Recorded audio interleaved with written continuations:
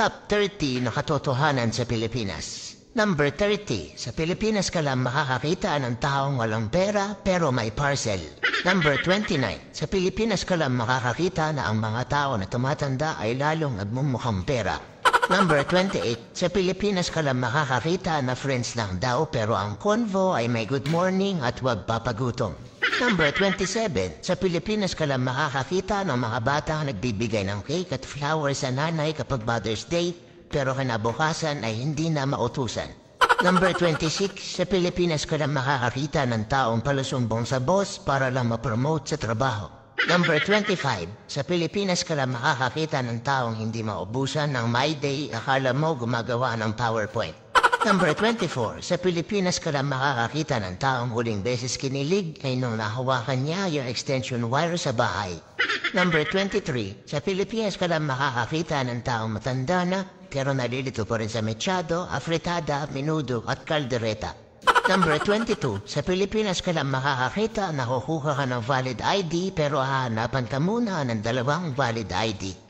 Number 21. Sa Pilipinas ka lang makakakita ng mga taong nahihilo kapag walang pangkashi. Number 20. Sa Pilipinas ka lang makakakita ng kapitbahay na mas alam pa ang buhay mo kaysa sayo. Number 19. Sa Pilipinas ka lang makakakita ng makiki-birthday na walang dalang regalo pero may dalang supot. Number 18. Sa Pilipinas ka lang makakakita ng walang trabaho pero araw-araw lasing. Number 17. Sa Pilipinas ka lang makakakita ng tao na uupo sa dulo ng jeep tapos ipapabot ang bayad. Number 16. Sa Pilipinas ka lang makakakita ng taong maamo kapag nangungutang pero galit pag siningil. Number 15. Sa Pilipinas ka lang makakakita ng taong naglagay ng hardworking sa resume pero tinatamad pumasok kapag Lunes. Number 14. Sa Pilipinas ka lang makakakita na pag ang tropa nila ay nadapa, imbis na tulungan ay tatawanan pa nila. Number 13. Sa Pilipinas ka lang makakakita na ang mga tao ay madalas magpasarin sa social media pero kapag pinatulan mo ay autoblock ka na sa kanya. Number 12. Sa Pilipinas ka lang makakakita ng mga tao na nagsisiraan pero nagbabanding. Number 11. Sa Pilipinas ka lang makakakita ng mga babae nagpipils kahit nasa abroad ang mistero. Number 10. Sa Pilipinas ka lang makakakita na hindi kompleto ang childhood mo kung hindi mo naranasan mahulog sa kanal. Number 9. Sa Pilipinas ka lang makakakita ng mga tao nang hihina kapag hindi nakakarinig ng chismis. Number 8. Sa Pilipinas ka lang makakakita ng mga taong umalis ng bahay nakaakit-akit pero uuwing malagkit.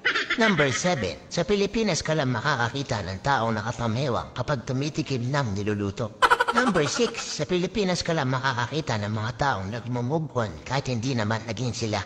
Number 5. Sa Pilipinas ka lang makakakita ng mga bahay na nagiging oven kapag tanghali.